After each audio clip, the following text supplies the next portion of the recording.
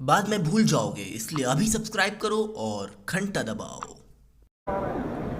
देखिए, 4 चरण के चुनाव तो हो गए, अब 3 चरण के चुनाव बचे हैं और कुल मिला के जो चुनाव ये लोग कोशिश कर रहे थे जाति और धर्म पे, अब वो जाति धर्म पे तो चुनाव नहीं हो रहा है, लेकिन पार्टी के जो कैंडिडेट है उसके व्यक्तित्व पे केंद्रित हो गया है। और यही कारण है कि मेरे हम नाम एक है भूपेश चौबे, जो कान पकड़ के उठक बैठक करें, 5 साल कुछ नहीं किया था, मैं माफ़ी मांग रहा हूँ। तो स्थिति वही है कि लहर में जीत तो गए थे, लेकिन क्षेत्र में कोई काम किए नहीं, तो फिर भाजपा विधायक को उठक बैठक कान पकड़ के करना पड़ रहा है, ये स्थिति है। तो अब जो दिखाई दे रहा है उसमें तय है कि भारतीय जनता पार्टी की सरकार तो जाने वाली है। जो आपने देखिए, हम लोग शुरू से बात कर रहे हैं और प्रियंका जी शुरू से चिंतित रही है कि ये जो आवारा पशु है, और ये बुंदेलखंड शायद अन्ना जानवर बोलते हैं उसको, अन्ना जानवर बुंदेलखंड है। अभी जहाँ गया था ना गोरखपुर, वहाँ सांडी बोलते हैं, और वो किसका सांड है वो भी बोलते हैं। तो इसके बारे में वहाँ भी चर्चा हुई, और यहाँ हम लोग ने कहा कि छत्तीसगढ़ में हम लोग इस प्रकार से व्यवस्था किए हैं। लोकसभा की भी टीम आके अध्ययन करके गई है, उन्होंने कहा कि देश भर में लागू करना चाहिए। गुजरात की टीम आई थी, उन्होंने कहा कि योजना बहुत अच्छे, इसे लागू किया जाना चाहिए। अब जाके प्रधानमंत्री ने भी स्वीकार किया कि ये एक समस्या है जिसका निदान होना चाहिए, और ये समस्या कि देन भारतीय जनता पार्टी, बजरंग दल, विश्व हिंदू परिषद वाले ही हैं। कि 5 साल पहले आवारा पशु परेशानी नहीं थी उत्तर प्रदेश में, क्योंकि आप मवेशी बाज़ार को बंद कर दिए, मवेशियों के जो क्रय विक्रय है उसको बंद कर दिए, सबको आप पकड़ के जो भी मवेशी लेके जा रहे हैं बस उसे कत्ल खाना ही ले जाने वाले समझे, और वो समझ के उनकी पिटाई भी किए, FIR भी किए, हत्या भी हो गई, और उनसे पैसा भी वसूले। तो लोगों ने मवेशी के व्यापार करना बंद कर दिया, बाजार भी बंद हो गया, तो जानवर जाएगा कहाँ? आपको आवश्यकता, आप खरीद नहीं पा रहे हैं, मुझे बेचना है, मैं बेच नहीं पा रहा हूँ। तो स्थिति ये है कि वो खेतों पे हैं। अब खेतों को बचाना मुश्किल है आज की तारीख में। ये मैं तो मोदी जी से कहूँगा, ये बजरंगियों को संभाले। आज लोग खेत को संभालने के लिए परेशान हो रहे हैं, कल के रोज लोग अपने गांव और मोहल्लों को संभालने के लिए परेशान होंगे, रात रात भर जागेंगे, जैसे अभी खेत फसल बचाने के लिए जाग रहे हैं। तो ये बहुत खतरनाक स्थिति है। तब नहीं समझे थे जब ये डंडा पीट रहे थे लोगों को, मवेशी विक्रेताओं को, तब लोगों की समस्या समझ नहीं आ रहा था। लेकिन जब ये मवेशी बेचना बंद कर दिया, खरीदना बंद हो गया, बाजार बंद हो गया, तब लोगों को समझ आया कि ये समस्या कितना विकराल हो गया।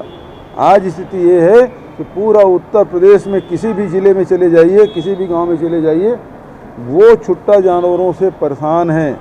फसल बचाने के लिए यहाँ की अपेक्षा तो वहाँ ज़्यादा ठंड पड़ती, कड़कड़ाते ठंड में रात रात भर जाग के फसल बचा रहे हैं, दिन दिन भर जाग रहे हैं, पूरे परिवार के सदस्य लगे हुए हैं, चाहे धान हो, गेहूं हो, गन्ना हो, चाहे कोई फसल हो, बचाना मुश्किल।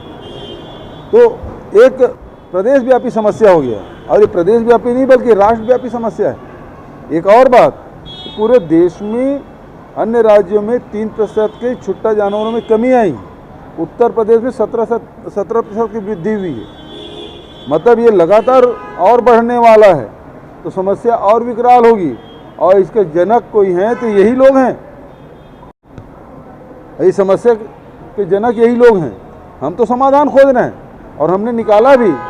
तब ये लोग गोबर को राजकीय चिन्ह बनाने का सुझाव देते थे, आज उसके नेता और हमारे प्रधानमंत्री ये कह रहे हैं कि इसके मामले में 10 मार्च के बाद निर्णय लूँगा, विचार मैंने कर लिया। विचार क्या करोगे? छत्तीसगढ़ मॉडल की कॉपी करो।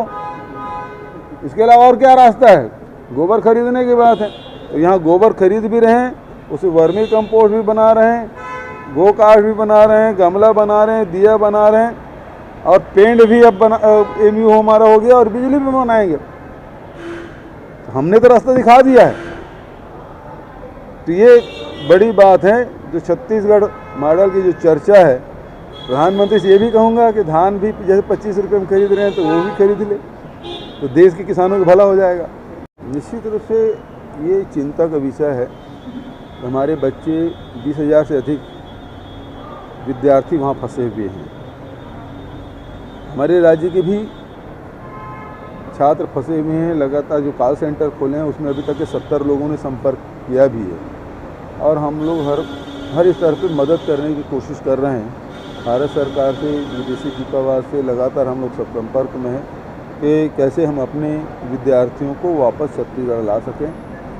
तो अभी चूँकि ये कूटनीतिक चर्चा तो भारत सरकार को ही करनी पड़ेगी, तो लेकिन हम लोग अपने स्तर पे, राज्य सरकार के स्तर पे अधिकारी नियुक्त किया है, उसके माध्यम से हम लोग लगातार सतत संपर्क में हैं। दौरा कर जाओ तो एक चीज़ देख, मतलब आपके घटना बताता हूँ रुपेश जी, कि एक छात्र था और उसका जो गुरुजी है उन्होंने पूछा कि हाथी के कितने पैर है, गिन के आओ।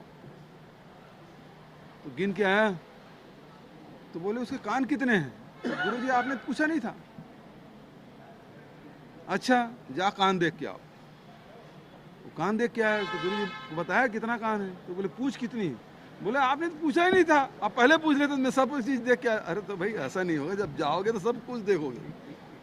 हम नरवा गरवा घुरोबाड़ी भी देखेंगे, विकास कार्य भी देखेंगे, किसानों से भी बात करेंगे, श्रमिकों से भी बात करेंगे, महिलाओं से भी बात होगी, छात्र छात्राओं से, पालकों से भी बात करेंगे, और कार्यकर्ताओं से भी बात होगी। कार्यकर्ताओं से बात होगी तो सब चीज़, बहुत सारी चीज़ों की जानकारी भी हो जाएगी। भैया अभी तो कल ही तो उसका बजट प्रस्तुत हुआ, पहली बार तो सुने हैं। उत्तर प्रदेश में मांग कर रहे हैं पुरानी पेंशन लागू करो। अटल बिहारी वाजपेयी की सरकार के समय इसको बंद किया गया था। अब इसमें जब वहाँ कुछ किया गया है तो चर्चा में आया है। चर्चा में आया है तो सब लोग विचार भी करेंगे। और हम तो किसी को नहीं तो बोलते नहीं, देने के काम लगातार हम लोग करते रहे। कर्मचारियों के वेतन हमने नहीं रोका। कोरोना काल में 6 राज्यों में 30% की कमी की गई। भारत सरकार ने तो अपने सांसदों के भी वेतन में कटौती कर दिया और MP लेट भी बंद कर दिया। हमने वो भी नहीं किया था। तो जैसे वित्तीय स्थिति का अध्ययन करते हैं और उसके बाद जो संभव हो पाएगा करेंगे। और बहुत संतुष्ट हो गए।